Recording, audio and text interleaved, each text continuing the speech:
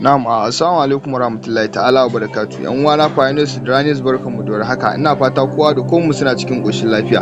So Allah ubangiji ya datar da mu alkhairansa. Amin ya hayyu ya qayyum. Mai magana Muhammad Sani International the content researcher. So yau ina tafa da wani sabon mining wanda ana kiransa, wanda ya zo a ƙarƙashin wata exchanger wanda ana kiranta da suna swafone. Wannan mining ya zo ne ba wai irin mining sauran cryptocurrency da muka sani ba ne. Wannan stable coins za ka yi mining, stable coins wanda yana guda ɗaya yana daidai da dala ɗaya. To yan uwa, ga yanda ake rijistar wannan abu. Idan kana buƙatar link ɗin ka duba nan cikin comment section a TikTok, idan kuma a WhatsApp ne za ka iya ganin link ɗin a ƙarƙashin bidiyon nan insha Allah.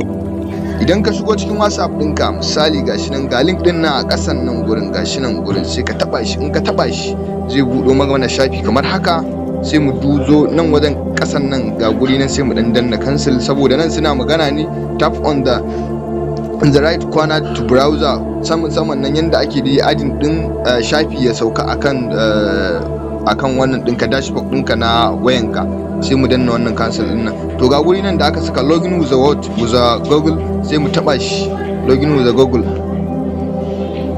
Yawwa yan uwa, to gashi nan kun ga misali kamar ya riga ya bude haka. To sai mu ɗauki email ɗin da za mu yi amfani da shi. Zan yi amfani da wannan email ɗin Ibrahim Dairu, sai in taɓa shi. In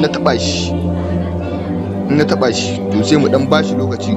Kun ga already wannan na riga na bude da shi. Kun ga gashi nan sauran awa 5 da minti 27 na nuna taɓa. Zan zo kawai ina shigowa zai nuna min claiming, yana nuna min claiming, zan yi claiming ɗinsa ne. Ina yin claiming sai ya ƙara ce min mine. Kun ga wannan shine na jiya wanda na riga ne, gashi nan guda 24 yan uwana. To ga kuma a wannan ɗinsu sai kai following ɗinsu a X da kuma kai join Telegram group ɗin saboda samun update. Sannan wannan exchanger ta zo da abubuwa mabambanta. Kaɗan daga cikin abubuwan da ta zo da su, ga wallet ɗinta, already wallet ɗinta an riga an gama komai, har an riga an yi launching ɗin Pi network ma a ciki bayan kwana 2 da fara yin mining, wanda kuma mining ɗin nan gabaki ɗaya dudu akwai ƙayyadajjen kwanaki da za a yi shi, iya kwana 40 ne da 5. Yanzu nan ma zan shiga gurin domin ku tabbatar. To wannan currency, wannan cryptocurrencies ɗin za ku iya siyan su in dai kun riga kun yi mining ɗin wannan swafone ɗin nan, wannan USDS ɗin nan kamar dala ce, ita ma daidai take da wannan USDT.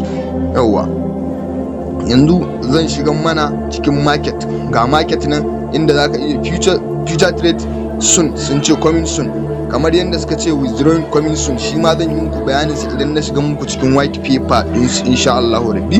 To gashi nan, idan mutum kana buƙatar misali zaka iya sayan XRP ko Pi network, sai ka taɓa kan XRP ɗinta. Idan ka taɓa sai ka zo ka za ku ga already trading view sun riga sun saka ta nan gurin tana fitowa. Misali yanzu idan kana buƙatar XRP din, sai ka danna na adadi guda nawa kake so. Misali XRP guda 20, kun ga dala 62. In kana da dala 62 kawai zaka danna buy din. Kana danna buy zai nuna maka successful, ya riga yayi.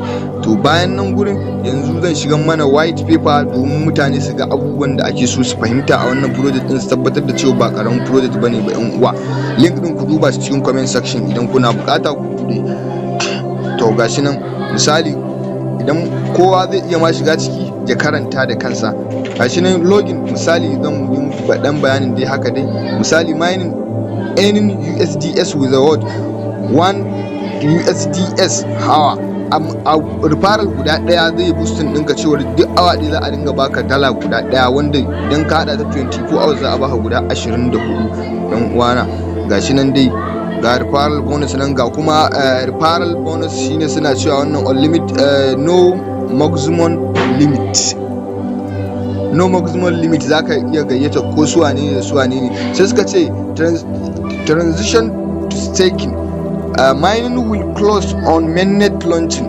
Gashi nan na riga na faɗa muku a baya, na ce zan muku bayani. Gashi nan 1 ga watan 1 ga watan September za a gama wannan mining din. After this date za a samu dama cewar USDS mining will be disabled